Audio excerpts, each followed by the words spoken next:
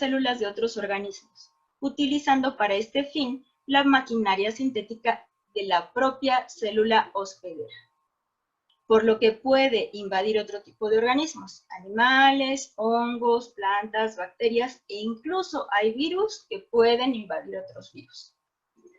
El primer virus conocido fue el virus del mosaico del tabaco, fue descubierto en 1898, entonces si comparamos el descubrimiento de los virus con la historia del conocimiento humano, vemos que pues nuestro descubrimiento de ellos es relativamente joven, un poquito más de 100 años, y actualmente se han descrito más de 6.000 virus, podrían existir, pero sin embargo podrían existir millones de ellos.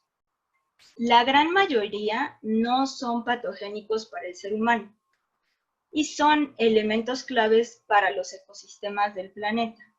Quise mencionar esto porque generalmente cuando alguien nos dice virus siempre pensamos en enfermedades, ¿no? Porque es lo que afecta al ser humano. Sin embargo, como solo conocemos 6.000, pero puede haber millones, de los cuales no conocemos bien sus funciones, y muchos tienen efectos benéficos para los ecosistemas más que dañinos. Y bueno, la época de su origen es incierta, porque bueno, como no dejan fósiles, no se les puede calcular la edad mediante pruebas como carbono 14, y es probable que hayan dado origen a las demás células vivas. En el 2018 se encontró que un gen de origen viral codifica para la formación de una proteína participante en la generación de la memoria a largo plazo en las células del sistema nervioso, que quiere decir que, bueno, la genética de los virus ya estaba ahí y de hecho fue dejando trazas que ahora encontramos en la genética de ciertas células que pertenecen al cuerpo humano. Bueno, los virus, como no son, bueno, hay una discusión de si son o no son seres vivos, algunos especialistas dicen que sí, otros dicen que no, entonces decidieron no incluirlos en la clasificación del reino animal. Entonces, los virus tienen su propia clasificación en subfamilias. El coronavirus pertenece a una subfamilia que se llama Orthocoronavirae, cuya principal característica es que son virus de ARN. ¿Qué quiere decir esto?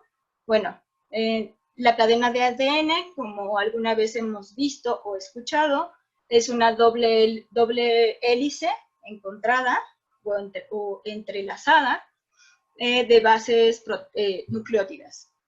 Entonces, para que una célula se replique, necesita que su ADN se abra, es decir, cada una de sus cadenas empiece a separarse una de otra, y para copiarla se necesita una cadena que va a ser como un espejo. Eso es el ARN, como si fuera el molde contrario a cada una de las cadenas del ADN.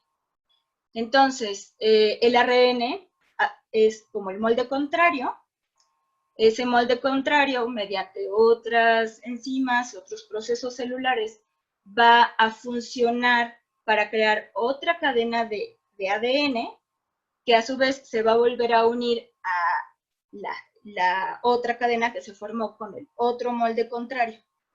Y entonces lo que hace el virus de ARN es, en vez de, durante el proceso celular de división del ADN, en vez de meter el ARN, que fue la copia espejo de una de las cadenas de ADN, el virus mete su propio ARN, y entonces esto hace que la célula empiece a replicar el ARN incorrecto, es decir, el ARN viral.